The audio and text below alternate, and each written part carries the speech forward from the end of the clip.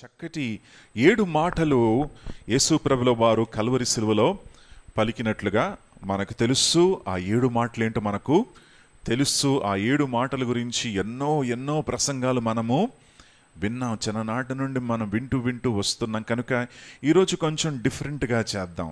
అదే 7 మాటలు చెప్పకుండా ఆల్రెడీ 7 మాటలు ఏంటో మీకు తెలుసు, మీరే చెప్పేశారు. షార్ట్ మెసేజెస్ కూడా మీరు ఇచ్చేస్తారు. సో ఇప్పుడు మనం ఏం చూస్తున్నామంటే we will look at something different. యేసు ప్రభుల వారి యొక్క కలువరి సిలువలో జరిగినటువంటి ఆయన మరి మనం ఎక్కడైతే విడిచిపెట్టేసామో లాస్ట్ టైం మనం గెత్సెమని తోట వరకు వెళ్ళాం. గెత్సెమని తోట నుండి జరిగినటువంటి విషయాలు ఏంటో ఒక్కసారి మనం జ్ఞాపకం చేసుకుందాం. క్రొనాలజికలీ అంటే ఒకటి వెనకాల ఒకటి ఏం జరిగిందో మనం ఒక్కసారి జ్ఞాపకం చేసుకుందాం. గెత్సెమని తోటలో ఏం జరిగింది? యేసు ప్రభుల వారు అప్పగించబడ్డారు. ప్రార్థించిన తర్వాత యూదా ఇస్కరియోతు వచ్చి యేసు ప్రభుల వారిని ఏం చేశాడు? ముద్దు పెట్టుకున్నాడు. ఎందుకంటే యేసు ప్రభుల వారు ఎవరో వారు గుర్తుపట్టలేరు, లేదా చీకటిలో వారు గుర్తుపట్టలేకపోయారేమో నాకు తెలియదు. కానీ యేసు ప్రభుల వారు దగ్గరికి వచ్చి యూదా ఇస్కరియోతు డబ్బు తీసుకొని ఆయన ఏం చేశాడంటే ఆ యొక్క వారి కల్చర్లో వారు ముద్దు పెట్టుకుంటారు. అంటే గ్రీటింగ్స్ అన్నమాట. గ్రీట్ చేసేటప్పుడు వాళ్ళు మరి బైక్ కేసి ఇక్కడ ఈ చీక్ మీద వారు ముద్దు పెట్టుకొని గ్రీట్ చేస్తారు. కనుక ఆ రీతిగా యేసు ప్రభుల వారిని గ్రీట్ చేస్తూ సిగ్నల్ ఏంటంటే నేను ఎవరినైతే గ్రీట్ చేసి ముద్దు పెట్టుకుంటానో అతడే ఎవరు? యేసు. అతన్ని మీరు పట్టుకోవాలి అని సిగ్నల్ ఎవరిస్తూ ఉన్నారు? యూదా ఇస్కరియోతు. యూదా ఇస్కరియోతు అక్కడ ఉన్నటువంటి రోమా సైనికులకి చెప్పేశాడు, అక్కడ ఉన్నటువంటి వారందరికీ కూడా చెప్పేశాడు, నేను ఎవరినైతే ముద్దు పెట్టుకుంటానో అతన్ని పట్టుకోండి. వచ్చాడు ముందుకొచ్చి యేసు ప్రభుల వారిని ముద్దు పెట్టుకున్నప్పుడు యేసయ్య అన్నాడు, యూదా ముద్దు పెట్టుకుని నన్ను అప్పగిస్తున్నావా? యు ఆర్ మై ఫ్రెండ్, నీవు నా స్నేహితుడవు, నేను నిన్ను ఎన్నుకున్నాను, 12 శిష్యుల్లో ఒక శిష్యుడిగా ఎన్నుకున్నాను, నీకు పదవిని ఇచ్చాను, నా యొక్క మినిస్ట్రీలో నా సేవలో నీకు ఒక స్థానాన్ని ఇచ్చాను, నీవు ఆ యొక్క డబ్బునంతా కూడా పోగు చేసుకొని ట్రెజరర్గా అకౌంటెంట్గా నేను ఉండడానికి నేను నియమించుకున్నాను, నేను అభిషేకించాను, నీ ద్వారా అనేక కార్యాలు దేవుడు చేశాడు, ఇప్పుడు ఏం చేస్తున్నావు? నువ్వు నన్ను అప్పగిస్తున్నావు ఏంటి యూదా అని మరి యేసయ్య అన్నప్పుడు యూదా వెనక్కి వెళ్ళాడు. సైనికులు ముందుకొచ్చారు, పట్టుకోవడానికి సిద్ధమైపోయారు. యేసు ముందుకొచ్చి ఏమన్నాడంటే మీరు ఎవరి కోసం ఎదురు చూస్తున్నారండి అని అన్నప్పుడు వారేమన్నారు?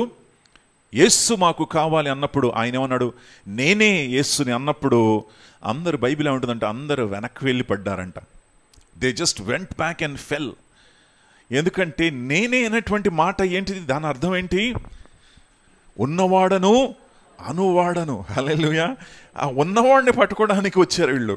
వచ్చినప్పుడు నేనే ఐ యామ్ అని అన్నప్పుడు వెనక పడ్డారు వాళ్ళు. They just fell because the power of God was. దేవుని శక్తి అక్కడ ఉంది కాబట్టి వెనక వారు పడినట్లుగా చూస్తూ ఉన్నాం.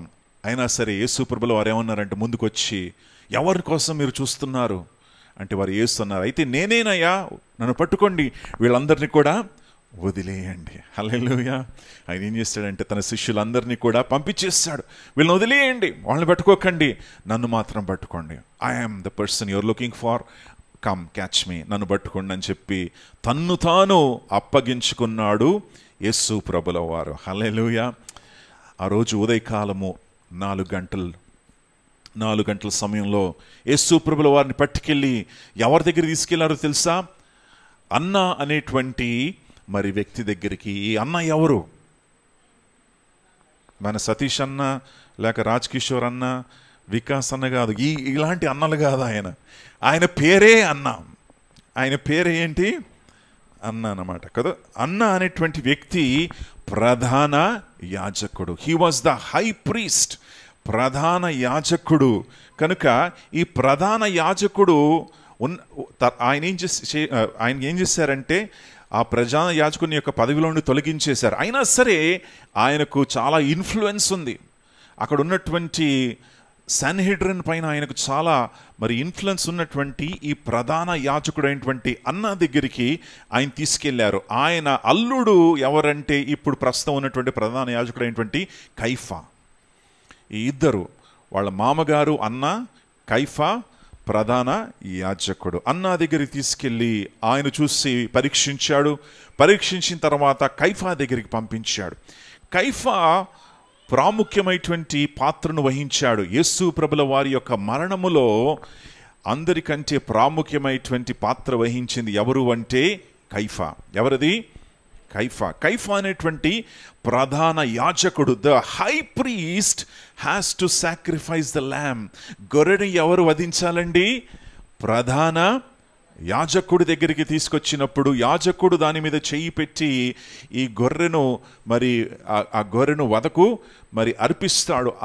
ఆ పనిని ఎవరు చేశారంటే ప్రధాన యాజకుడు. ప్రధాన యాజకుడు ఇంతకు ముందు కూడా ప్రవచించాడంట. ఏం ప్రవచనం చేశాడు చూడండమ్మా, యోహాను సువార్త 11వ అధ్యాయము.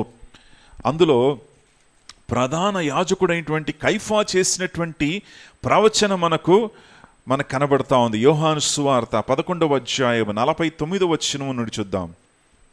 మన జనమంతయు నశింపకుండునట్లు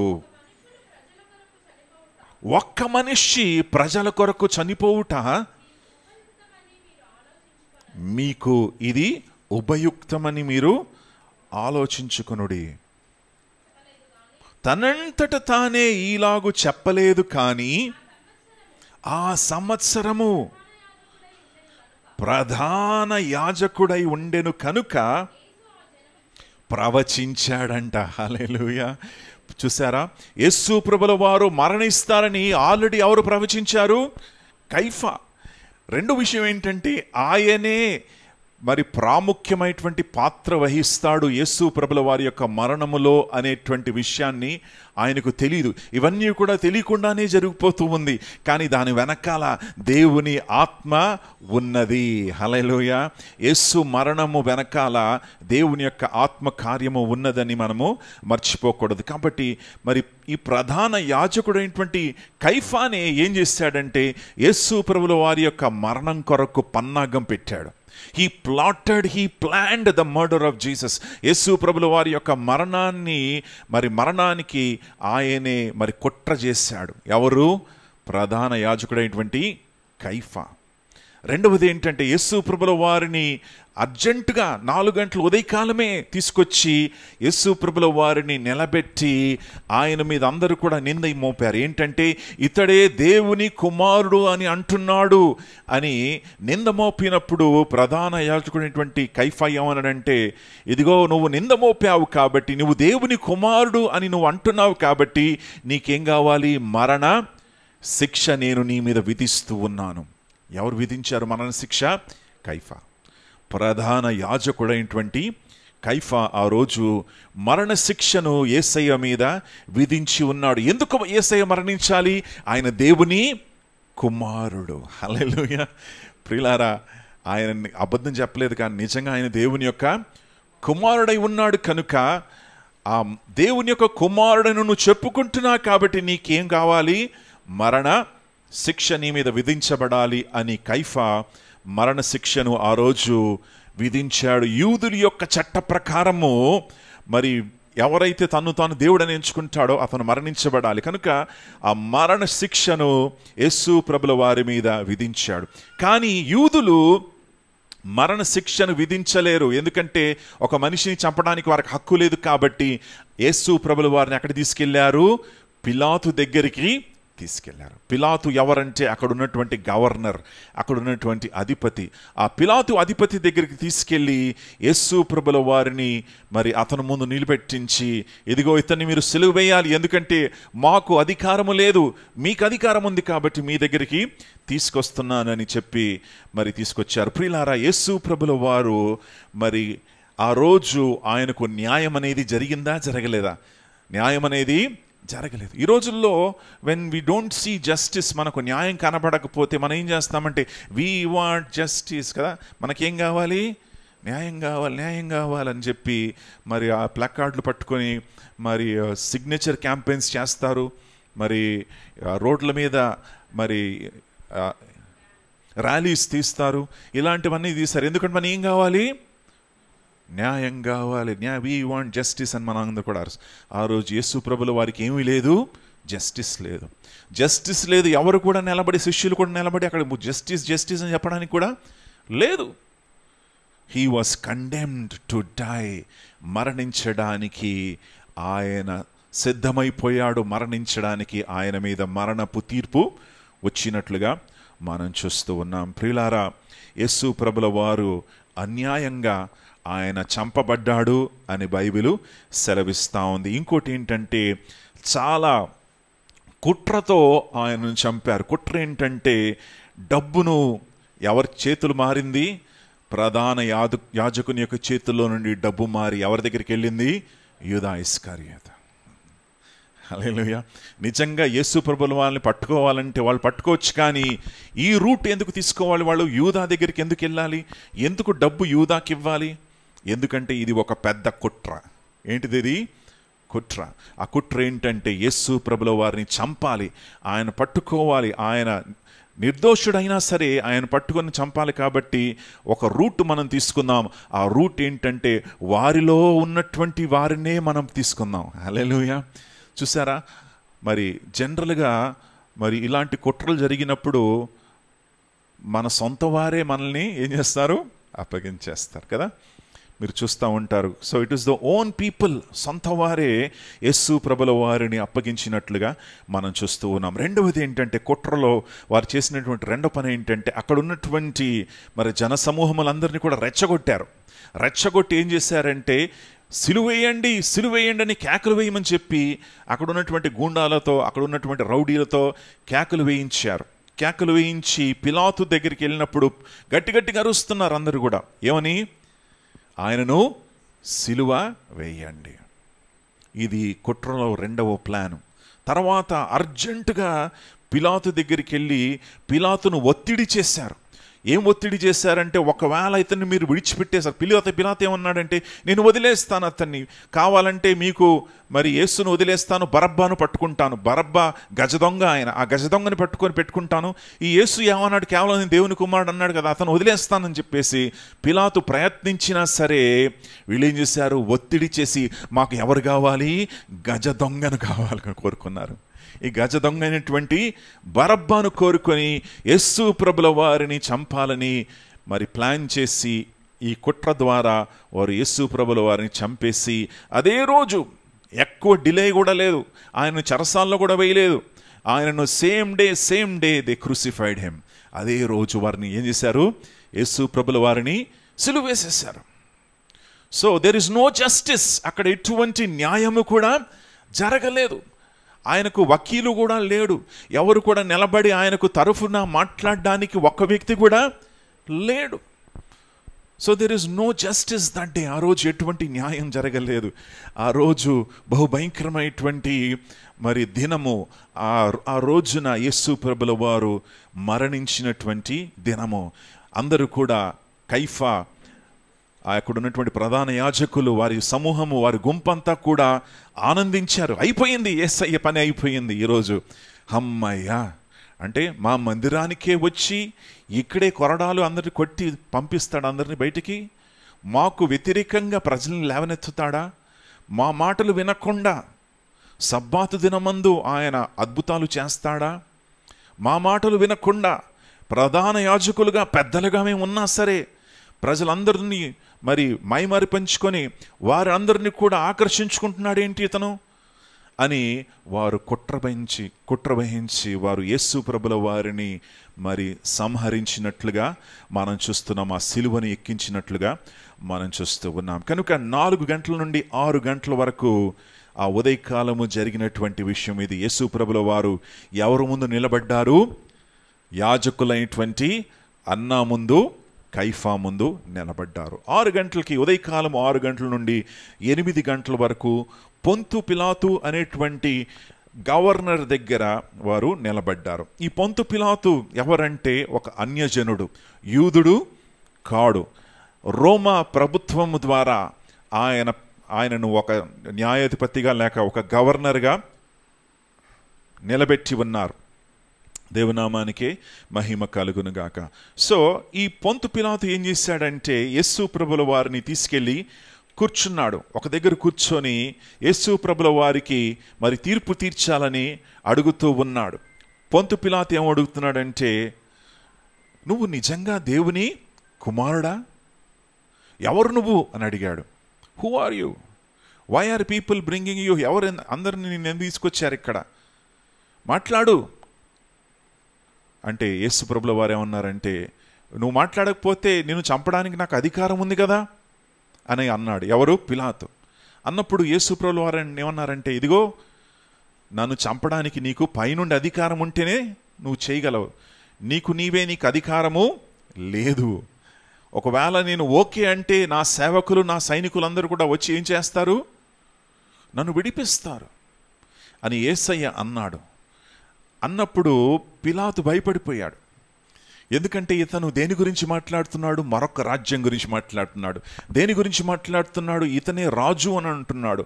నా రాజ్యం ఈ లోకానికి చెందిన రాజ్యము కాదు, నా సేవకులు ఈ లోకానికి చెందినటువంటి వారు కారు. ఒకవేళ నా రాజ్యం ఈ లోకందైతే, ఈ లోకానికి నేను చెందినటువంటి వాడైతే నా సేవకులు ఉండేవారు. కానీ ఈ లోకము నా రాజ్యము కాదు, కానీ పరలోకము నా రాజ్యము. నేను వేరే దేశానికి, పరలోక రాజ్యానికి చెందినటువంటి వాడిని, అక్కడ నేను రాజై ఉన్నాను అన్నప్పుడు పిలాతు భయపడిపోయాడు. హల్లెలూయా.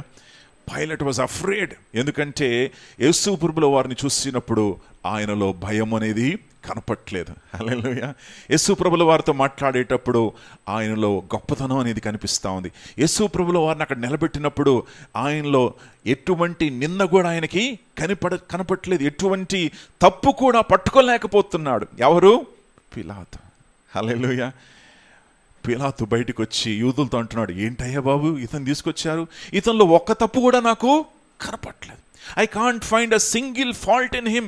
ఒక చిన్న మిస్టేక్ కూడా ఆయన మాటల్లో కానీ, ఆయన ప్రవర్తనలో కానీ, ఆయన నడవడికలో కానీ, మీరు తీసుకొచ్చినటువంటి ఆయన మీద మిందినటువంటి, మీరు మోపినటువంటి నిందల మీద కూడా ఏది కూడా నాకు ఒక చిన్న తప్పు కూడా కనపట్లేదు. He is innocent. ఆయన నింద రహితుడు అని ఎవరు చెప్పారు? పిలాతు అన్నాడు. Hallelujah. Our God is holy. మన దేవుడు ఎవరండి? పరిశుద్ధుడు. హల్లెలూయా. ఆయనలో చిన్న పాపాన్ని కూడా నువ్వు ఏం చేయలేవు, పట్టుకోలేవు. ఒక చిన్న తప్పు కూడా ఆయన చూసి ప్రభువా ఈ తప్పు నువ్వు చేసావు నువ్వు చెప్పలేవు. ఎందుకంటే ఆయన పర్ఫెక్ట్ పర్సన్. He's perfect. ఆయనలో ఎటువంటి తప్పు కూడా లేదు. ఎంత ప్రయత్నించినా, ఇంతకు ముందు కూడా ఎంత ప్రయత్నించినా ఆయనలో చిన్న తప్పు కూడా పట్టుకోలేకపోయారు. యేసు ప్రభుల వారు కూడా ఏమన్నారంటే, నాలో పాపం ఉంది అని అన్నటువంటి వారు ఎవరైనా ఉన్నారా? పట్టుకోగలరా? నాలో పాపం ఉందని చెప్పగలరా అని యేసయ్య అన్నాడు. కాబట్టి హీ ఈజ్ హోలీ. ఆయన పరిశుద్ధుడు, పాప రహితుడుగా ఆయన ఉన్నట్లుగా మనం చూస్తూ ఉన్నాం. దేవుని నామానికే మహిమ కలుగునుగాక. సో పిలాతు పట్టుకోలేకపోయాడు. కానీ బైబిల్ ఏముంటుందంటే, ఒకానొక రోజు పిలాతు ఎవరినైతే న్యాయం తీర్చడానికి ప్రయత్నించాడో అదే వ్యక్తి ముందు ఆయన నిలబడబోతున్నాడు. హల్లెలూయా. యేసు ప్రభుల వారు ఒకానొక రోజు రాజుల రాజుగా, ప్రభులో ప్రభుగా, న్యాయాధిపతిగా రాబోతున్నాడు. ఆ రోజు ప్రతి ఒక్కరూ ఆయన ముందు నిలబడాలి. Hallelujah. Everybody must stand before this king. ఈ వచ్చేటువంటి రాజు ముందు ప్రతి ఒక్కరూ నిలబడి వారి క్రియలు చెప్పున ఆయన ఏం చేస్తాడు? ప్రతిఫలము ఇస్తాడు. ఆ రోజు ఎవరు నిలబడతారు యేసయ్య ముందు? పొంతు పిలాతు కూడా నిలబడబోతున్నాడు. Hallelujah. The man who thought he will judge Christ. ఏ మనిషి అయితే క్రీస్తుని నేను తీర్పు తీరుస్తాను, నాకు అధికారం ఉంది నిన్ను విడిపించడానికి అని అన్నటువంటి వాడే ఒకానొక రోజు ఆయన ముందు నిలబడబోతున్నాడు. అన్నా నిలబడబోతున్నాడు, కైఫా నిలబడబోతున్నారు. హల్లెలూయా. Praise the Lord. దేవుని నామానికి మహిమ కలుగునుగాక. ఆ రోజు యేసయ్య ఎలాంటి తీర్పు తీరుస్తాడో వాళ్ళకి మనకు తెలియదు. కానీ పిలాతు ఏం చేశాడంటే, ఆయన తీర్పు కరెక్ట్ అయినది కాదు. ఎందుకంటే ప్రజల యొక్క ఒత్తిడిలోకి వచ్చేసాడు. అందరూ కూడా కేకలు వేస్తున్నారు, సిలువేయండి సిలువేయండి అంటే ప్రజల యొక్క ఒత్తిడి ఉంది అని ఆయన భయపడిపోయాడు. రెండవది ఏంటంటే సత్యానికి ఆయన నిలబడలేకపోయాడు. సత్యమేంటో ఆయనకు తెలుసు, యేసయ్య నిందారహితుడని తెలుసు, కానీ సత్యానికి నిలబడలేకపోయాడు పిలాతు ఆ రోజుల్లో. మూడవది ఏంటంటే తన ఉద్యోగం కోల్పోతాడని భయపడ్డాడు. ఎందుకో తెలుసా?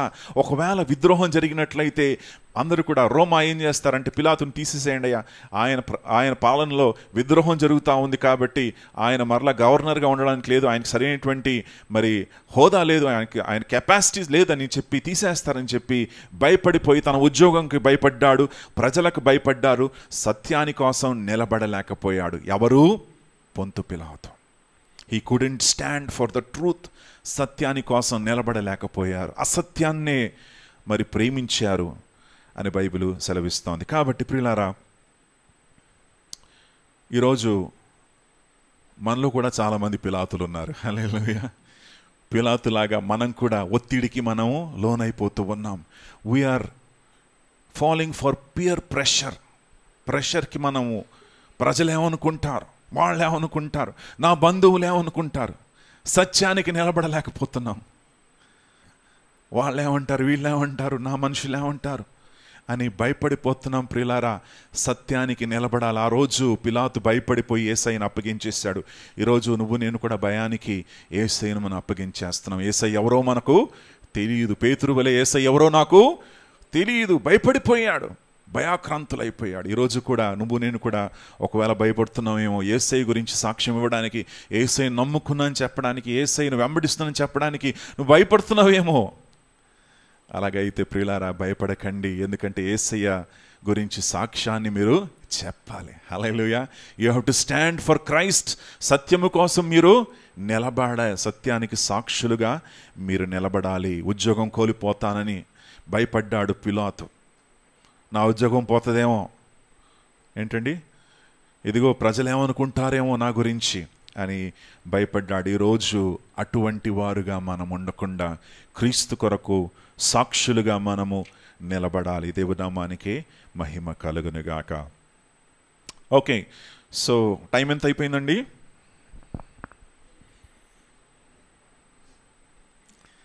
చెప్పరు. Very good. ఓకే, అటెంటివ్గా ఉన్నారు మీరు. చూసి టైం చూసి 1 o'clock అయిపోయిందని చెప్తారేమో అనుకున్నాను. లేదండి, మీరు చాలా చక్కగా వింటున్నారు. టైం ఎంత అయింది ఇప్పుడు? 8 o'clock. ఏమైంది? 4 to 6 ఏమైంది? యేసు ప్రభుల వారు ఎవరి ముందు నిలబడ్డారు? అన్న కైఫా ముందు. తర్వాత 6 నుండి 8 గంటలు ఎవరి ముందు ఉన్నారు? పిలాతు ముందు ఉన్నారు. ఇప్పుడు నెక్స్ట్ 8 o'clock to 8:30, 8 నుండి 8:30 గంటల వరకు యేసు ప్రభుల వారిని పిలాతు ఏం చేశాడంటే కొరడాలతో కొట్టించాడు. కొరడాలతో కొట్టించి మరి రోమా సైనికులకు అప్పగించినప్పుడు రోమా శతాధిపతి ఒకడున్నాడు. అతను తన సైనికులందరూ కూడా ఏం చేశారంటే యేసయ్యను కొట్టారు.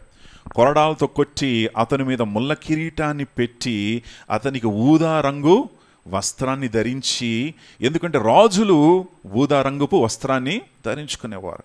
ఇతను రాజు అని అంటున్నాడు కాబట్టి అతనికి ఏం చేశారంటే హేళనగా గేలి చేస్తూ ఊదా రంగును వస్త్రాన్ని అతనికి మీద వేసి ముళ్ళ కిరీటాన్ని తీసుకొచ్చి అతని మీద తల మీద పెట్టి దాన్ని ఒత్తి అతని దగ్గర అతని ముందు నిలబడి నమస్కారం చేసి, రాజా నీకే శుభము, hail king of the Jews, యూదుల రాజా నీకే నమస్కారం చెప్పి గేలిచ్చేశారు. ఎవరు? అక్కడ ఉన్నటువంటి రోమా సైనికులు.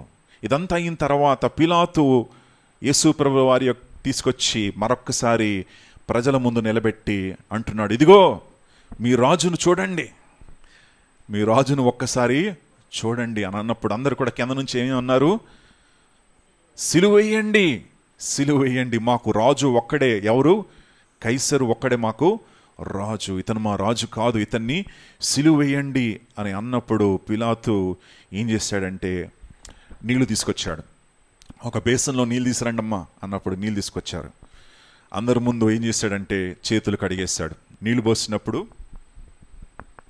హీ వాష్డ్ హిస్ హ్యాండ్స్, తన చేతులు కడుక్కొని ఏమన్నాడంటే ఇతనికి నాకు ఎటువంటి సంబంధం లేదు. అతని మరణము, అతని రక్తము మీ మీదనే ఉంటుంది.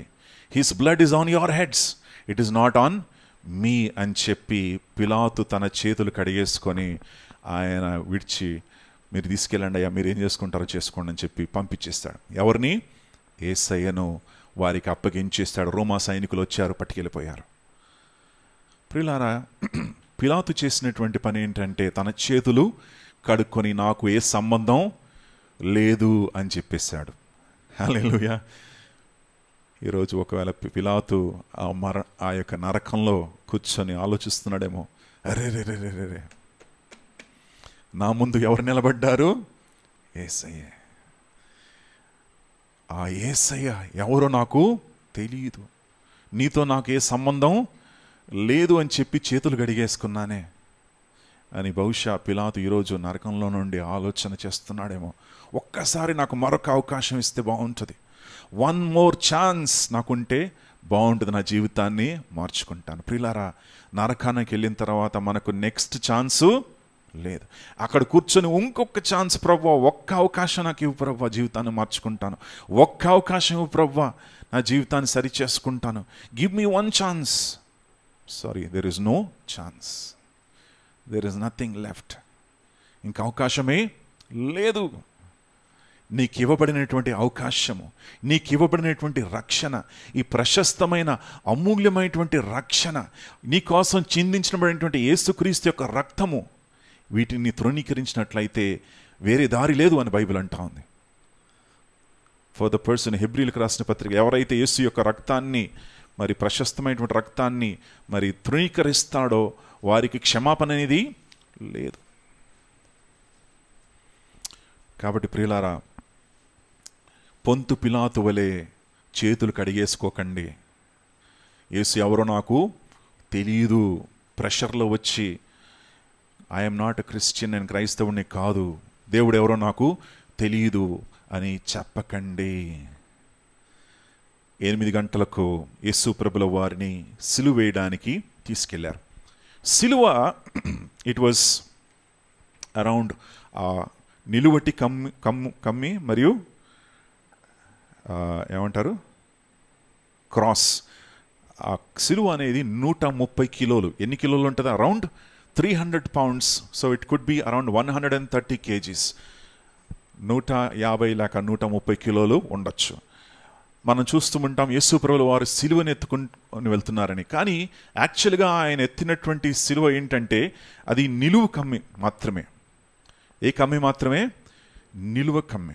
ఆ నిలువ కమ్మి మరి ఆయన 2 చేతులు దాన్ని కట్టేస్తారనమాట. ఈ చెయ్యి కట్టేసి ఆ నిలువు కమ్మిని తన భుజం మీద వేసుకుని దాన్ని మోసుకుంటూ వెళ్ళాలి.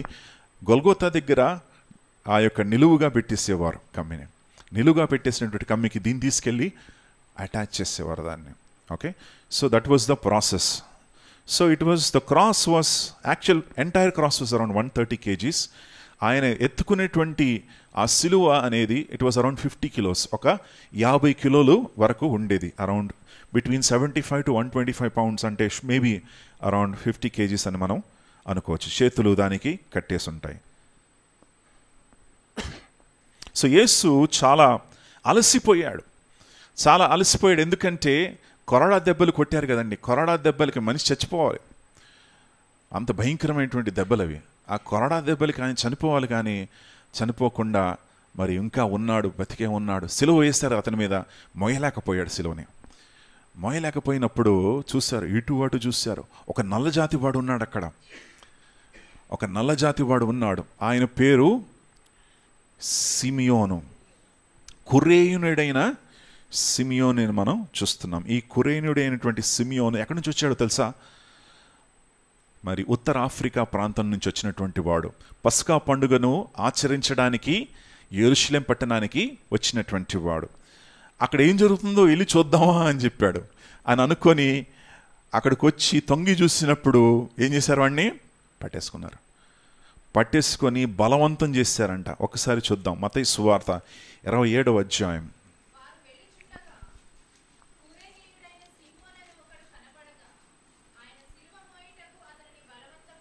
సిలువ మోయుటకు ఏం చేశారు? బలవంతం చేశారు. ఎవరిని? కురేయుడైనటువంటి సీమోనును బలవంతం చేశారు. ఆయనకి ఇష్టం లేదు సిలువ మోయడం. నేను మొయ్యనని చెప్పాడు. లేదు బాబు కుదరదు. కొరడా చూపించారు, వాడికి కత్తి చూపించారు. నీ పని అవుట్ అయిపోతుంది, నువ్వు ఏం చేయాలి, సిలువ మొయ్యాలంటే మోసుకుంటూ మోసుకుంటూ మరి తీసుకొచ్చాడు. ఎవరు? కురేయుడైనటువంటి సీమోను. మరి ప్రియులారా, యేసు ప్రభుల వారు ఇతని యొక్క సహాయము ద్వారా, కురేయుడైనటువంటి సీమోను యొక్క సహాయం ద్వారా గొల్గొతా అనేటువంటి కొండనెక్కాడు. గొల్గొతాని లాటిన్ భాషలో ఏమంటారంటే కల్వరి. లాటిన్ భాషలో ఏమంటారు? కల్వరి మనం అంటాం కదా. కల్వరి అనేది మరి లాటిన్ భాషలో ఉన్నటువంటి పేరు. దాని యాక్చువల్ పేరు గొల్గోతా లేదా కపాలము అనేటువంటి పేరు అనమాట. So the place of the skull అని అంటారు. ఎందుకంటే ఆ కొండ చూసినప్పుడు కపాలంలాగా కనిపెడేది. ఎందుకంటే దానికి 2 రంధ్రాలు, ముక్కులాగా, నోరులాగా ఉండేది అనమాట. అటువంటి స్థలము, ఆ కపాలమైనటువంటి స్థలం దగ్గరికి వారు యేసుని తీసుకెళ్ళి ఈ కురేయుడైనటువంటి సీమోను యొక్క సహాయంతో వారు వెళ్ళినట్లుగా మనం చూస్తూ ఉన్నాం. ఈ యొక్క సీమోను, ఆయనలో ఉన్నటువంటి విషయం ఏంటంటే, మరి ఏదో ఒక రోజు మరి సీమోను యేసు ప్రభువుల వారిని అంగీకరించాడు. హల్లెలూయా. ఈ సీమోను రక్షణ పొందుకున్నాడు. ఎందుకంటే బైబిల్ ఏముంటుందో తెలుసా? రోమీయులకు రాసిన పత్రికలో సీమోని యొక్క కుమారుడైనటువంటి రూఫస్ ఆయన సంఘములో ఒక నాయకుడిగా ఉన్నాడు. సో ఏ సీమోన్ అయితే నేను యేసు సిలువను మొయ్యను అని చెప్పాడో అదే సీమోను ఏం చేస్తున్నాడంటే యేసు సిలువను మొయ్యడానికి సిద్ధమైపోయాడు. హల్లెలూయా. ఏంటా సిలువ? తన రక్షణ సిలువను మోయడానికి సిద్ధమైపోయాడు కురేయుడైనటువంటి సీమోను. యేసును అంగీకరించాడు. యేసును అంగీకరించి సంతోషంగా యేసును వెంబడించడానికి ఇష్టపడ్డాడు. తన కుమారుడు అయినటువంటి రూఫస్ని రక్షణ మార్గంలో నడిపించాడు. రోమా 16లో మనం చూస్తున్నాం. మరి అక్కడ ఇతను రూఫస్ అనేటువంటి తన కుమారుడు సంఘములో ఒక నాయకుడిగా అయ్యాడు. హల్లెలూయా. చూసారా ఎంత గొప్ప విషయం ఇది. యేసు ప్రభుల వారితో ఎవరైతే కనెక్ట్ అయి ఉంటారో వారి జీవితాలు ఏమవుతాయి? మార్చబడతాయి. There lifes will be transformed. వాళ్ళ జీవితాలు మార్చబడతాయి అని మనం చూస్తూ ఉన్నాం. దేవునామానికి మహిమ కలుగునుగాక. సో 8 నుండి 8:30 గంటల వరకు యేసు ప్రభుల వారు డొలరోసా అనేటువంటి వీధి గుండా వారు ఆయన వెళ్ళి అక్కడి నుండి సిలువ మోసుకుంటూ మరి గొల్గొతా అనేటువంటి స్థలానికి వెళ్ళారు. ఈరోజు కూడా మీరు యెరూషలేంకి వెళ్ళినప్పుడు అక్కడ డొలరోసా అనేటువంటి ఒక మార్గం ఉంటుంది, ఒక రూట్ ఉంటుంది అన్నమాట, ఒక వీధి ఉన్నది. ఆ వీధిలో యేసయ్య వెళ్ళినప్పుడు అక్కడ ఉన్నటువంటి స్త్రీలందరూ కూడా యేసయ్యను చూసి కన్నీరు కారుస్తున్నారు. కన్నీరు కార్చేటప్పుడు వాళ్ళే యేసయ్య ఏమన్నాడు తెలుసా? అమ్మా, నా కోసం ఏడవకండి, మీకోసం మీ పిల్లల కోసం కన్నీరు కారవండి. హల్లెలూయా. ప్రియులారా, యేసయ్య ఏమంటున్నాడంటే, అమ్మా నేను ఎందుకు సిలువకు మోస్తున్నానంటే దేవుడు నాకు ఇచ్చినటువంటి ఈ బాధ్యత నేను కంప్లీట్ చేయాలి. ఇది నా పని. దీనికోసమే నేను లోకానికి వచ్చాను.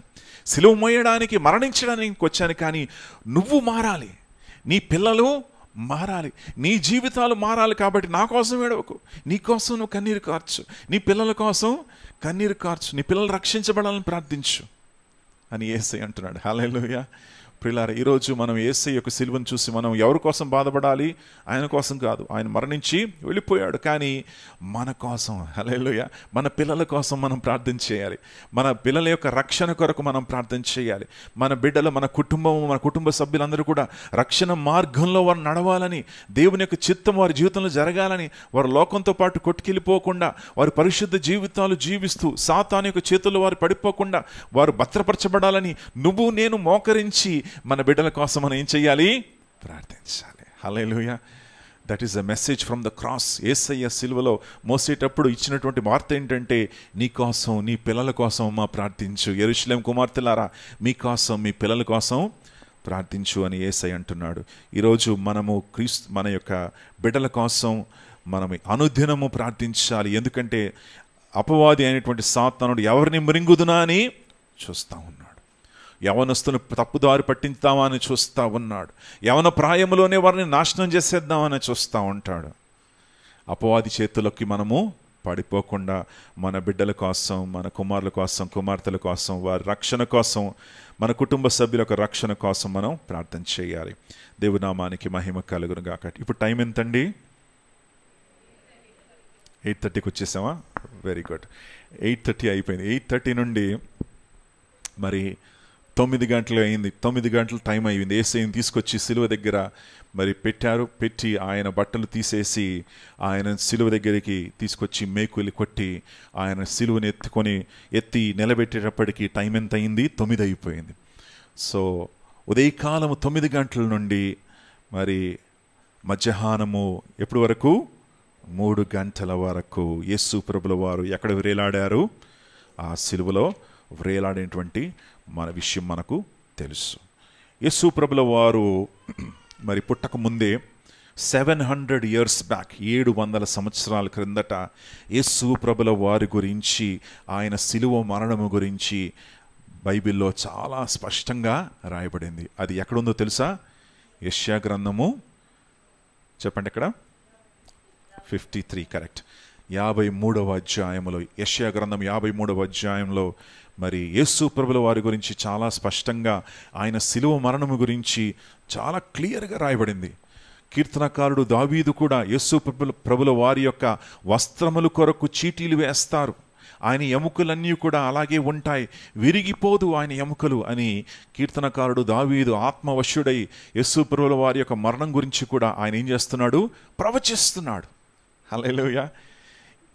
మీకు విషయం తెలుసా? యూదులు యెషయా గ్రంథం 53 చదవరు. They will not read Isaiah 53. ఈరోజు కూడా యెషయా గ్రంథం 53 గురించి వారికి చదివి చెప్పి ఇది ఎక్కడుందో మీకు తెలుసా అంటే న్యూ టెస్టిమెంట్లో ఉందని అంటారు వాళ్ళు. ఇది యేసు ప్రభు గురించి అని అన్నారు. వాళ్ళకి వెళ్ళి, బాబు ఇది మీ గ్రంథము, దిస్ ఇస్ 53, ఐజాయా, యెషయా 53 మీ గ్రంథంలో యేసయ్య గురించి ప్రవచించబడింది అని చెప్పినప్పుడు వాళ్ళు ఆశ్చర్యపడతారు. Because they don't read their scriptures. ఆ స్క్రిప్చర్స్ వారు చదవరు. వారు ఈ 53వ అధ్యాయాన్ని కూడా వారు మరుగు పెట్టేస్తారు. వాళ్ళు దే డోంట్ రీడ్ ఇట్. మనం చదువుదాం 53వ అధ్యాయము అక్కడ 3వ వచనాన్ని చూడండి. అతడు ఏమయ్యాడు? తృణీకరించబడినటువంటి వాడయ్యను, మనుష్యుల వలన విసర్జించబడినటువంటి వాడును, వ్యసనాక్రాంతుడుగాను.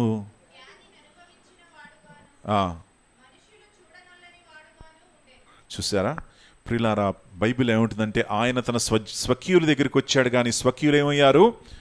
ఆయనను అంగీకరించలేదు. He was rejected. చూడండి ప్రియులారా, పిల్లలు పెరగాలంటే they should grow in an atmosphere of acceptance. మన గృహంలో ప్రతి ఒక్కరికి ఏం కావాలి? యాక్సెప్టెన్స్ అనేది కావాలి. రిజెక్ట్ అంటే ఎవరు కూడా ఉండరు కదా. మనం ఏం చేయాలి? ప్రజల్ని అంగీకరించాలి, ప్రేమించాలి, పిల్లల్ని ప్రేమించాలి, మన కుటుంబ సభ్యులు మనం అంగీకరించాలి. అంగీకరించకుండా మనం తృణీకరించినట్లయితే వాళ్ళు దూరం అయిపోతారు. యేసు ప్రభుల వారు తృణీకరించబడ్డారు. ఎవరి ద్వారా?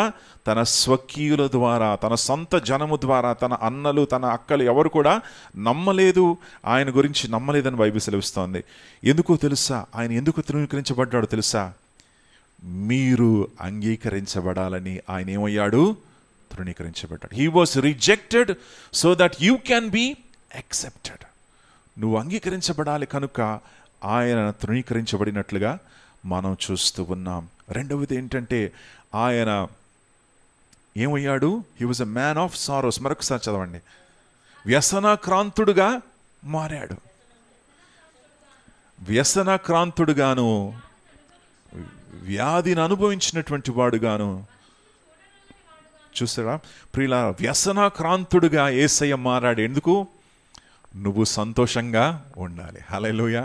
నీ పాపములు ఆయన మీద మోయబడ్డా. ఎందుకంటే నువ్వు పరలోకానికి వెళ్ళాలి. ఆయన నీ కోసం మరణించాడు ఎందుకంటే నువ్వు జీవించాలి. It is an exchange. ఇక్కడ సిలువలో ఏమవుతుంది? ఒక ఎక్స్చేంజ్ అవుతుంది అనమాట. ద గ్రేటెస్ట్ ఎక్స్చేంజ్, అతి గొప్ప ఎక్స్చేంజ్. ఇటువంటి ఎక్స్చేంజ్ ఆఫర్ ఎక్కడ కూడా మీకు దొరకదు. ఆ ఎక్స్చేంజ్ ఏంటంటే నీకు బదులుగా ఆయన మరణించడం, నీ పాపాలు ఆయన తీసుకోవడం, నీకు మరి వ్యసనం బదులుగా నీకు ఆనందాన్ని దయచేయడము, నీ యొక్క మరి మనశ్శాంతి, నీకు మనశ్శాంతి నెమ్మదిని ఇవ్వడం, దీనికోసం ఆయన మరణించాడు. హల్లెలూయా. ఒక గొప్ప ఎక్స్చేంజ్ నీ కోసం దేవుడు చేస్తున్నాడు. చూడమ్మా, ఐదో వచనం చూడండి. ఎస్,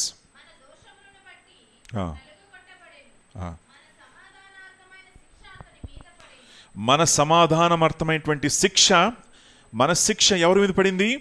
యేసయ్య మీద పడింది. ఇంకా ఆయన పొందిన దెబ్బల చేత, చూసారా, ఆయనకి ఏం పొందుతున్నాడు? ఆయన దెబ్బలు. మనకేం వస్తుంది? స్వస్థత. ఆయన గాయపరచబడుతున్నాడు, మనకేం వస్తుంది? విడుదల. ఆయన ఏం వస్తున్నాడు? మన శ్రమలు మోస్తున్నాడు, మనకేం వస్తుంది? విడుదల, మనకు నెమ్మది, సమాధానము, సంతోషము. చూసారా, వాట్ అన్ అమేజింగ్ థింగ్. ఎంత ఆశ్చర్యం అండి ఇది. దేవుడే మన పాపాలు భరించడము, దేవుడే మనకు బదులుగా మరణించడము, దేవుడే మనలను తన కుమారులుగా కుమార్తెలుగా చేర్చుకోవడం అనేది కలువరి శిలువలో జరిగినటువంటి గొప్ప విషయము. హల్లెలూయా. అందుకే మనం సంతోషించాలి. అందుకే this day is a blessed day. ఇది ఎలాంటి దినం అండి? ఒక దీవించబడినటువంటి దినము, ఒక ఆశీర్వాదకరమైనటువంటి దినము. Because my saviour died for me, నా రక్షకుడు నా కోసం మరణించాడు. Hallelujah. Today I can be free. ఈరోజు నేను సంతోషంగా ఉండొచ్చు. ఈరోజు నేను మరణాన్ని గురించి భయపడకన అవసరం లేదు. ఈరోజు నేను మరి రోగాన్ని గురించి భయపడాల్సిన అవసరం లేదు. ఈరోజు నేను మరి ఎవరు అంగీకరిస్తారని ఆలోచించాల్సిన అవసరం లేదు. ఎందుకంటే నా తండ్రి నన్ను అంగీకరించాడు. Hallelujah. My God has accepted me. నా దేవుడు నన్ను అంగీకరించాడు. నా దేవుడు నా పాపాలు క్షమించాడు. నా దేవుడు నన్ను విడిపించాడు. నా దేవుడు నన్ను రక్షించి తన రక్తము చేత నన్ను కడిగాడు. కాబట్టి ఈరోజు ఒక సంతోషకరమైన దినం. Hallelujah. Today is a blessed day because my savior died for me. నా రక్షకుడు నా కోసం ఏం చేశాడు? మరణించాడు. హల్లెలూయా. Praise the Lord. దేవుని నామానికి మహిమ కలుగును గాక. యెషయా గ్రంథం 53వ అధ్యాయం ఇంటికి వెళ్ళిన తర్వాత పూర్తిగా చదవండి. అద్భుతంగా దేవుడు మరి మన కోసం చేసినటువంటి పని ఏంటో మనకు కనబడుతుంది. 8వ వచనాన్ని చూద్దాం. 7-8. అన్యాయపు తీర్పు నొందినటువంటి వాడై, ఇవన్నీ కూడా ఎన్ని సంవత్సరాలు అయిందండి? 700 years బ్యాక్. యేసయ్య పుట్టలేదు ఇంకా. యేసయ్య గురించి 700 సంవత్సరాల ముందే ఇవన్నీ కూడా మాటలు మాట్లాడుతూ ఉన్నాడు, ప్రవచిస్తూ ఉన్నాడు దైవజనుడు యెషయా. అన్యాయంగా ఆయన తీసుకెళ్ళిపోయారు. ఇంకా దౌర్జన్యం నొందినను, బాధించబడినా సరే ఆయన ఏం చేయలేదు? నోరు తెరవలేదు. ఐ వాంట్ జస్టిస్ అని చెప్పలేదు ఆయన. వదకు తేబడినటువంటి గొర్రెపిల్ల,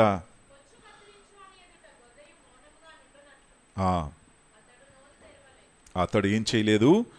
నోరు తెరవలేదు. హల్లెలూయా. ప్రియులారా, యేసయ్య ఎందుకు నోరు తెరవలేదు తెలుసా?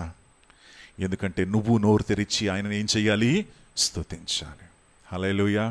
నీకు బదులుగా ఆయన నోరు తెరవలేదు, నీకు బదులుగా ఆయన మరణించాడు. కనుక ఆయన ఆ నోరు తెరచి నువ్వు ఆయనను స్తుతించాలని ఆయన ఏం చేశాడంటే ఆయన తన నోరు మీకోసం మూసినట్లుగా మనం చూస్తూ ఉన్నాం. దేవుని పరిశుద్ధ నామానికి మహిమ కలుగును గాక. ఆ యేసయ్య నా కోసం మన కోసం మరణించాడు. హల్లెలూయా. ఇంకా నువ్వు యేసయ్య యొక్క గొప్పతనాన్ని తెలుసుకోకుండా ఉన్నావా? ఇంకా యేసయ్య ఏం చేశాడో నీకు తెలియదా? ఇంకా రక్షణ ఏంటో నీకు తెలియదా? ఇంకా యేసయ్య పొందినటువంటి శ్రమలేంటో నీకు తెలియదా?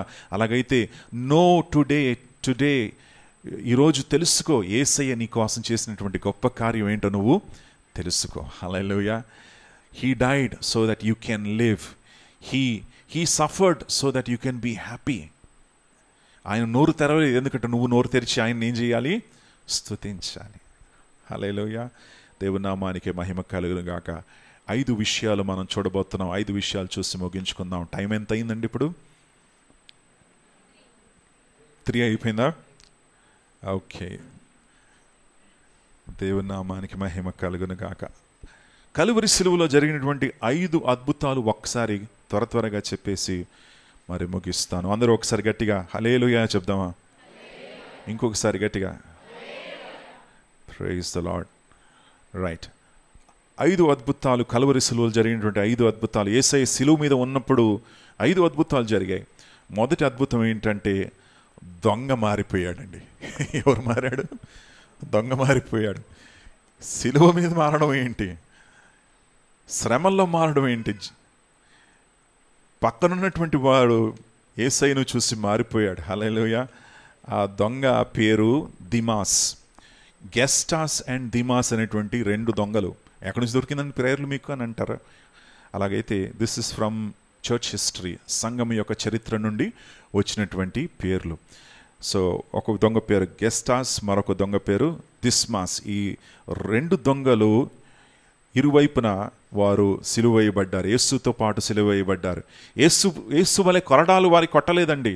యేసయ్య ఒక్కడే కొరడా దెబ్బలు తిన్నాడు, మిగతా 2 కూడా జస్ట్ సిలువేయబడ్డారు. సో యేసయ్య బలహీనంగా ఉన్నాడు, వీరిద్దరూ కూడా పర్వాలేదు, వాళ్ళకి సిలువేసినా సరే వాళ్ళకి స్పృహ ఉంది, they are able to see, they are able to talk, they are able to. But యేసయ్య చాలా వేదన పడుతున్నాడు, ఎందుకంటే ముళ్ళ కిరీటం ఆయన మీద ఉంది, వీళ్ళ మీద లేదు ముళ్ళ కిరీటం. రెండవది ఏంటంటే కొరడా దెబ్బలతో కొట్టేశారు యేసయ్యను. ఆయన చాలా వేదనలో ఉన్నాడు. ఈ వేదనలో యేసయ్య 7 మాటలు పలికాడు. ఆ 7 మాటలు పలికినప్పుడు మొట్టమొదటిగా ఈ దొంగల్లో ఒక దొంగ, ఆయన పేరు దిస్మాస్. దిస్మాస్ ఏం చేశాడంటే పశ్చాత్తాపడ్డాడు. యేసయ్య మాటలను చూసి, యేసయ్య వేదనను చూసి, యేసయ్య యొక్క పరిస్థితిని చూసి ఈ దిస్మాస్ అనేటువంటి దొంగ మరి మారినట్లుగా మనం చూస్తున్నాం. ముందుగా 2 కూడా మరి ఏం చేశారు, దూషించారు. 2 కూడా ఏమన్నారంటే, నువ్వు నిజంగా దేవుని కుమారుడైతే దిగి వచ్చేసేయ్, నీకు శక్తి ఉంది కదా, get down, let us see, మమ్మల్ని కూడా రక్షించు, నిన్ను నీవు రక్షించుకో అని హేళన గేలి చేస్తూ ఉన్నారు. ప్రియులారా, ఈ రోజుల్లో కూడా మనం క్రైస్తవులు చూస్తున్నాం. క్రైస్తవుల్ని చూసి మీ దేవుడు చాతకాని వాడురా అని అంటారు. లేదు, ఆయన చాతకాని వాడు కాడు. హల్లెలూయా. ఆయన తన సొంతంగా ప్రాణం పెట్టాడు. ఆయన హల్లెలూయా, ఆయన ప్రాణం పెట్టినటువంటి దేవుడు. ఆ సిలువలో ఆయన మరణించడానికి కారణం ఏంటంటే లోక పాపములను మోస్తూ ఉన్నాడు అక్కడ. హల్లెలూయా. లోక పాపములు మోసుకున్నటువంటి ఆ యేసు ప్రభుల వారు ఈరోజు ఆ సిలువ అనేది మనకు ఒక పరిశుద్ధమైనటువంటి ఒక చిహ్నంగా మారిపోయింది. It is a symbol of Christianity. క్రైస్తత్వానికి చిహ్నం ఏంటి? సిలువ. ఆ సిలువ ప్రారంభము నుండి మరి అంతం వరకు మనిషి ఏం చేస్తాడంటే, ప్రారంభం నుండి అంతం వరకు సిలువ మనకు ఒక it has become a symbol of Christ. క్రీస్తుకు సాదృశ్యంగా మారిపోయింది. సిలువను మనం ఏం చేస్తాం? మెడలో వేసుకుంటాం. సిలువ గృహాల మీద సిలువ మనం పెట్టుకుంటాం, ఇంట్లో మనం సిలువను ధరించి పెట్టుకుంటాం. అలాగే ప్రతి విషయంలో మనం ఏం చేస్తున్నాం? We see the cross. ఆ సిలువ అనేది మరి ఒక గొప్ప మాదిరిగా మారిపోయింది. ఎందుకంటే ఆ సిలువలో ఎవరు మరణించారు? మన యేసు ప్రభుల వారు. హల్లెలూయా. ఒక రోమా చక్రవర్తి, ఆయన పేరు కాన్స్టంటైన్ అనేటువంటి చక్రవర్తి మరి యుద్ధానికి వెళ్ళేటప్పుడు కలలో ఆయన కనుగొనేటువంటి విషయం ఏంటంటే, దేవుడు ఆయనతో మాట్లాడి సిలువను చూపించి, ఈ సిలువ ద్వారా, ఈ గుర్తు ద్వారా నువ్వు విజయాన్ని పొందుతావు అన్నప్పుడు ఆయన ఏం చేశాడంటే, ఆయన యుద్ధానికి వెళ్ళేటప్పుడు ధ్వజము మీద సిలువను పెట్టుకున్నాడు.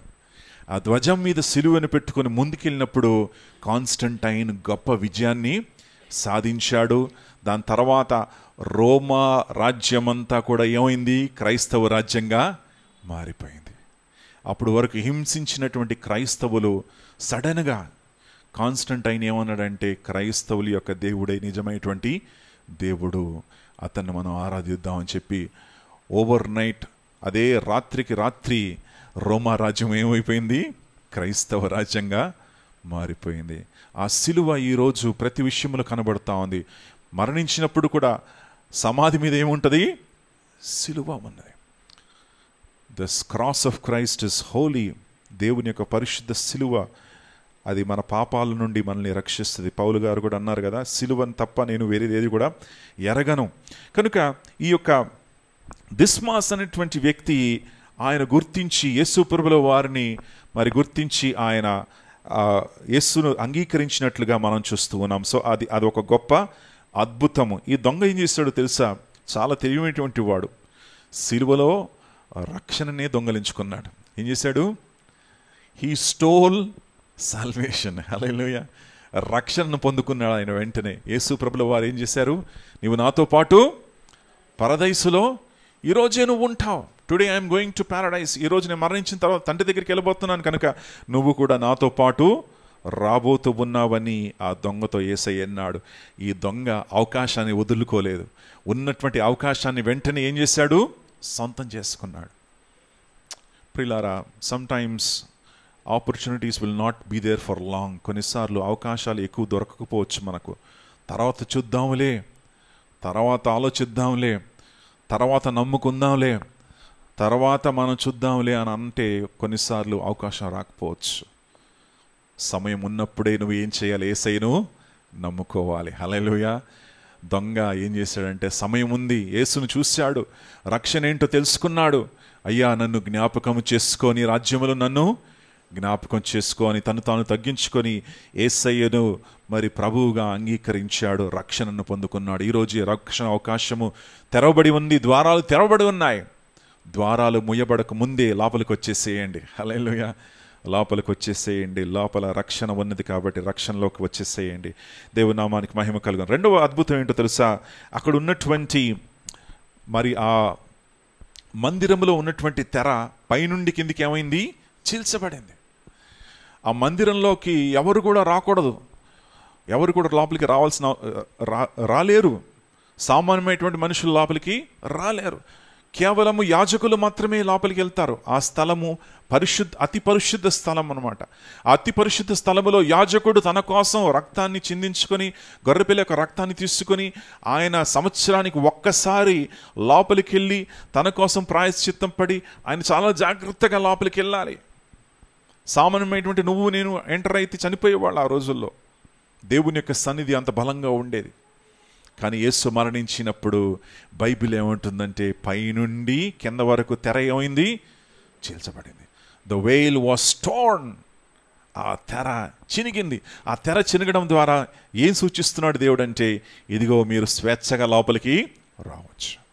నా కుమారుని యొక్క రక్తం చిందించబడింది. ఇప్పుడు దేవునికి మనిషికి అడ్డుగా ఏది కూడా లేదు. రండి, నా దగ్గరికి రండి అని దేవుడు ఆహ్వానిస్తూ ఉన్నాడు. హల్లెలూయా. ఇది రెండవ అద్భుతం అండి. ఎవరు కూడా చెంపలేదు ఆ యొక్క తెరను. పైనుండి కింద వరకు అది అద్భుతంగా దేవుడే ఆ తెరను ఏం చేశాడు? చింపివేశాడు. It was torn from top to bottom. దేవుడు ఏమంటున్నాడంటే, రండి, రక్షణలోకి రండి అని దేవుడు మార్గాన్ని చూపిస్తూ ఉన్నాడు. మూడవ అద్భుతం ఏంటంటే, యేసు ప్రభువుల వారు మరణించినప్పుడు గొప్ప భూకంపం కలిగింది. ఏం కలిగిందమ్మా? ఒక గొప్ప భూకంపం కలిగింది. ఆ భూకంపము కలిగినప్పుడు భూమి అదిరిపోయింది. 12 గంటలు మధ్యాహ్నము నుండి 3 గంటల సాయంకాలం వరకు కటిక చీకటి. ఏం కలిగింది? చీకటి. అది మామూలు చీకటి కాదు, దేవుడే చీకటిని కలగచేశాడు. ఆ కటిక చీకటిలో అందరూ కూడా బెత్తరబోతున్నారు. ఏంటిది ఈ చీకటి, ఇలా వచ్చిందేంటి? మధ్యాహ్నము ఎండలు మండిపోవాలి, మండిపోయేటువంటి సమయంలో వెలుగుతూ ఉండాలి. అలాంటి టైంలో పూర్తిగా చీకటిగా మారిపోయింది. ఏంటి ఇది? సోలార్ ఎక్లిప్సా ఏమిటిది అని ఎవరు కూడా అర్థం కాలేదు. కానీ అలాంటి పరిస్థితి ఆ రోజు జరిగింది. ఆ సమయంలో ఒక గొప్ప భూకంపము కూడా కలిగిందని బైబిల్ సెలవిస్తూ ఉంది. ఈ రోజుల్లో భూకంపం కలిగినప్పుడు మనం భయపడతాం కదా. కొన్ని దినాల క్రిందట భూకంపం వచ్చింది ఇక్కడ. బికాజ్ ఐ వాజ్ సిట్టింగ్, నేను కూర్చున్నప్పుడు అక్కడ ఉన్నటువంటి ఆ స్క్రీన్ అంతా కూడా ఇట్లా ఆడిపోతుంది అనమాట. ఒక్క సెకండ్ అంతే, జస్ట్ ఫ్యూ సెకండ్స్, కొన్ని సెకండ్లు మాత్రమే ఉంది అది. సో ఆ భూకంపాన్ని చూసినప్పుడు మనకేమైపోద్ది? భయం. ఏం చేయాలి? మనం బయటికి పరిగెత్తాలి. సో యేసు ప్రభుల వారు మరణించినప్పుడు భూమి కదిలిపోయింది, వణికిపోయింది యేసు యొక్క మరణము ద్వారా. హల్లెలూయా. నాలుగవ అద్భుతం ఏంటంటే, చనిపోయినటువంటి మరి భక్తులందరూ కూడా బయటికి వచ్చారంట. The saints of God came out. సమాధిలో నుండి బయటికి వారు వచ్చారు. మత్తయి సువార్త 27వ అధ్యాయం చూడమ్మా. సమాధులు ఏమైందంట? బహుశా భూకంపం ద్వారా సమాధులు ఏమయ్యాయి? తెరవబడ్డాయి. నిద్రించినటువంటి వారు అనేక మంది పరిశుద్ధుల యొక్క శరీరాలు లేచినాయి. సమాధుల్లో నుండి వీళ్ళు వచ్చారు. అప్పుడే కనపడలేదు, కానీ ఆయన లేచిన తరువాత యెరూషలేములో వీరు ప్రవేశించి అనేకులకు కనబడ్డారు. హల్లెలూయా. అనేకులకు కనబడి మరి వెళ్ళిపోయారు అని నేను అనుకుంటున్నాను. అక్కడ ఏం జరిగిందో మనకు తెలియదు, కానీ ఇది ఒక గొప్ప అద్భుతం. ఏంటి అద్భుతం? యేసయ్య మరణించినప్పుడు భూకంపం రావడం, భూకంపం ద్వారా సమాధులు పగిలిపోవడము, అందులో నుండి గొప్ప దైవజనులు బయటికి రావడం. ఎవరెవరు వచ్చారో నాకు తెలియదు. దావీదు వచ్చాడో నాకు తెలియదు, బయట ఎవరు ఇంకా ఎంత దైవజనులు వచ్చారో నాకు తెలియదు. వాళ్ళందరూ వచ్చి ఆయా సమయాల్లో కనబడ్డారు. సడన్గా అక్కడ మందిరంలో చూసినప్పుడు దావీదు కనబడుతున్నాడు. దావీదు ఏమంటున్నాడంటే, రక్షకుడు లోకానికి వచ్చేసాడు. సడన్గా మరొక దైవజనుడు కనబడుతున్నాడు మందిరంలో. ఆయన ఏమంటున్నాడంటే, ఇదిగో ఆ గొల్గొతాలో మరణించినటువంటి వ్యక్తి క్రీస్తు, ఆయన నమ్ముకోండి. ఈ రీతిగా వారు మరి ఆ యొక్క యేసు యొక్క మరణం తర్వాత, పునరుత్థానం తర్వాత అప్పుడప్పుడు ఆయా సమయాల్లో వారు ఏం చేశారు? ఈ గొప్ప భక్తులు మందిరంలో కనబడ్డారని బైబిలు సెలవిస్తూ ఉంది. ఇది 4వ అద్భుతం. యేసయ్య మరి మరణించినప్పుడు జరిగినటువంటి 4వ అద్భుతం. 5వ అద్భుతం ఏంటో మనం చూద్దాం. 5వ అద్భుతం మత్తయి సువార్త 27వ అధ్యాయము 54వ వచనం.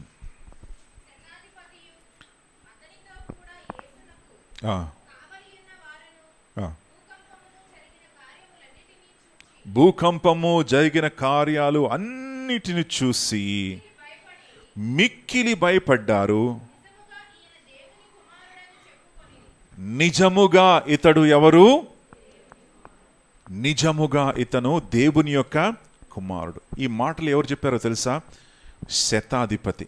ఏ శతాధిపతి? ఏ శతాధిపతి అయితే యేసును కొరడాలతో కొట్టించాడో, ఏ శతాధిపతి అయితే యేసు యొక్క సిలువ వేయడానికి మరి సూపర్విజన్ చేశాడో, ఏ శతాధిపతి అయితే యేసు యొక్క 7 మాటలు విన్నాడో, ఏ శతాధిపతి అయితే యేసు ప్రక్కన బల్లెపు పోటును పొడిచాడో, ఏ శతాధిపతి అయితే యేసును సిలువ వేసి యేసు మరణించడం చూశాడో, అదే శతాధిపతి ఇచ్చేటువంటి సాక్ష్యం ఏంటంటే, ఇతడే దేవుని కుమారుడు. హల్లెలూయా. The man who killed Jesus is saying he is the son of God. ఏ వ్యక్తి అయితే యేసును చంపించాడో అదే వ్యక్తి ఇప్పుడు చివరిగా ఏమంటున్నాడో తెలుసా? నేను చంపింది మామూలు మనిషి కాదండి. He is the son of God. ఆయన దేవుని కుమారుడు. హల్లెలూయా. Praise the Lord. ప్రియులారా, ఎంత గొప్ప సాక్ష్యం ఇది. బహుశా ఈ శతాధిపతి మరి ఆయన అద్భుతాలు చూడలేదేమో, ఆయన చేసే కార్యాలు చూడలేదేమో, కానీ ఆయన మరణాన్ని చూసి, ఆయన ఏ రీతిగా మరణించాడో, ఆయన ఎలాంటి మాటలు మాట్లాడాడో, ఆయన ప్రవర్తనను చూసి, ఆయన వ్యక్తిత్వాన్ని చూసి, ఆయన మరణాన్ని చూసి ఆయనకు ఒక కన్క్లూజన్కి వచ్చాడు. ఆ కన్క్లూజన్ ఏంటంటే, this is the man, he is the son of God. ఇతడు ఎవరు? దేవుని యొక్క కుమారుడు. ఇతను మనిషి కాదు, ఈయన మామూలు వ్యక్తి కాదు. ఈయన మాటలు చూడండి, ఈయన ప్రవర్తన చూడండి, ఈయన యొక్క ఆలోచన చూడండి, క్షమించేటువంటి గుణాన్ని చూడండి, తన తల్లిదండ్రులను చూసుకునేటువంటి గుణాన్ని చూడండి.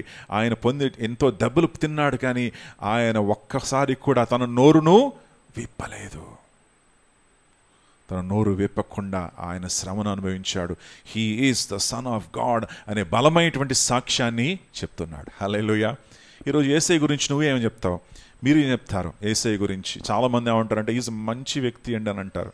కొంతమంది గొప్ప ప్రవక్తని అంటారు, కొంతమంది చాలా గొప్ప బోధకుడండి అని అంటారు, కొంతమంది ఏమంటారంటే మరి ఆయన ఒక అబద్ధికుడండి అని అంటారు.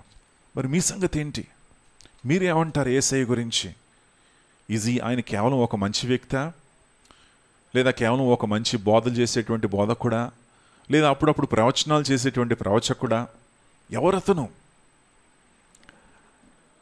హల్లెలూయా. You have to experience Christ. క్రీస్తును ఏం చేయాలి? అనుభవించాలి. శతాధిపతి యేసయ్యను అనుభవించాడు. హల్లెలూయా. యేసు ఎవరో ఆయన గుర్తించాడు. యేసు మహిమ ఏంటో ఆయన చూశాడు. ఆయన సిలువ మరణములో కూడా ఆయన మహిమ కనబడింది. హల్లెలూయా. ఆయన మహిమను కనుగొన్నాడు. ఆయన మరణించడంలో ఆయన మరణాన్ని చూశాడు. యేసు నిజంగా దేవుడు అని గ్రహించాడు. ఈరోజు నేను కూడా యేసయ్య నిజమైనటువంటి రక్షకుడు, ఆయన ద్వారానే నాకు రక్షణ ఉంది అని నువ్వు గుర్తించాలి.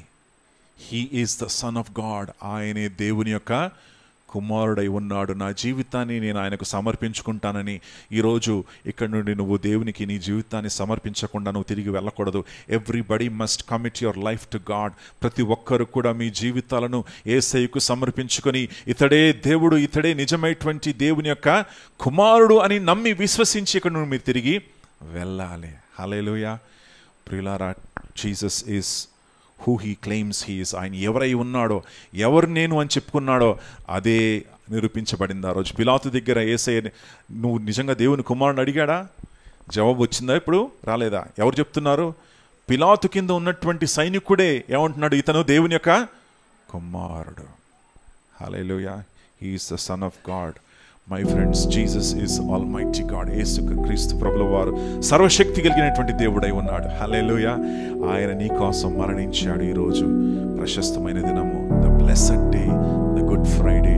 So let this day B a blessing to you. ఈ దినము నీకు దీవెనగా ఉండాలి, ఈ దినము నీకు ఆశీర్వాదంగా ఉండాలి. ఈరోజు నీ కోసం గొప్ప ఎక్స్చేంజ్ జరిగింది కల్వరి శిలువలో. ఆ ఎక్స్చేంజ్లో నువ్వు పాల్పంచుకోవాలి. నీకు బదులుగా ఆయన మరణించాడు, నీకు సమాధానాన్ని ఇచ్చాడు, నీకు నెమ్మదిని ఇచ్చాడు, నీకు సంతోషాన్ని ఇచ్చాడు. కనుక నువ్వు సంతోషంతో, నెమ్మదితో, సమాధానంతో నువ్వు జీవించాలి. ఆయన ఇచ్చేటువంటి స్వస్థతను పొందుకొని జీవించాలి. ఆయన ఇచ్చేటువంటి దీవెనలు పొందుకొని నువ్వు జీవించినట్లయితే నువ్వు నిజంగా దేవుని యొక్క కుమారుడుగా, కుమార్తెగా నువ్వు ఉంటావు. హల్లెలూయా. Praise the Lord. ప్రార్థన చేద్దాం. పరిశుద్ధుడా యేసయ్య, నీకే స్తోత్రాలు. గుడ్ ఫ్రైడే ఆరాధనలు ప్రభువా మాకు తోడై ఉన్నందుకు వందనాలు, స్తోత్రాలు తండ్రి. ఇదిగో ప్రభువా, ఈ పరిశుద్ధ దినము తండ్రి, నీ పలికినటువంటి మాటలు, నీవు జీవించినటువంటి జీవితము తండ్రి, నువ్వు అనుభవించినటువంటి శ్రమలు, వీటన్నిటి గురించి ఒక్కసారి ఆలోచిస్తూ ఉంటే ప్రభువా, ఇదిగో తండ్రి దేవా, నీ ప్రణాళిక ఎంత గొప్పది, నీ చిత్తం ఎంత గొప్పది తండ్రి, నీ ఆలోచన ఎంత గొప్పది ప్రభువా. ప్రతిది కూడా నీ చిత్త ప్రకారం, నీ ప్రణాళిక ప్రకారము తండ్రి జరిగినందుకు నీకు వేలాది వందనాలు, స్తోత్రాలు చెల్లిస్తున్నాం తండ్రి. ఇదిగో ప్రభువా, మరలా నువ్వు తిరిగి రానై ఉన్నావు తండ్రి, రాజుల రాజుగా, ప్రభులో ప్రభువుగా, ఇదిగో తండ్రి న్యాయాధిపతిగా నువ్వు రానై ఉన్నందుకు వందనాలు, స్తోత్రాలు. సమస్త ప్రజలకు న్యాయాన్ని నువ్వు తీర్చబోతున్నందుకు వందనాలు, స్తోత్రాలు. ఇదిగో ప్రభువా, ప్రతి ఒక్కరూ కూడా నీ ఎదుట నిలబడాలి. ప్రతి ఒక్కరూ కూడా తండ్రి వారి వారి యొక్క క్రియల యొక్క ఫలమును పొందుకోవాలి నాయన తండ్రి. నీ ఎదుట మేము నిలబడినప్పుడు తండ్రి, మేము తల వంచుకోకుండా ప్రభువా ధైర్యంగా నిలబడి యేసుని నేను నమ్ముతూ ఉన్నాను, యేసు నా రక్షకుడు, యేసు దేవుని యొక్క కుమారుడై ఉన్నాడని మేము ధైర్యంగా తలెత్తుకునే కృప మాకు దయచేయండి అయ్యా. నేను పరిపూర్ణంగా నమ్మి విశ్వసించి గురైనటువంటి సీమోను వెంబడించినట్లుగా, నీ సిలువను ఎత్తుకున్నట్లుగా, ఇదిగో తండ్రి నీ సిలువను ఎత్తుకొని మేము నడిచే కృపను మాకు దయచేయండి అయ్యా. నీకు స్తోత్రాలు. ఈ నామానికి మహిమ ఘనత ప్రభావాలు కలుగునుగా. ఇంతవరకు మాకు తోడై ఉన్నందుకు వందనాలు తండ్రి. ఇక ముందు కూడా మాకు తోడై ఉండి నడిపించమని యేసయ్య పేరట మనవి చేస్తున్నాను తండ్రి. ఆమేన్.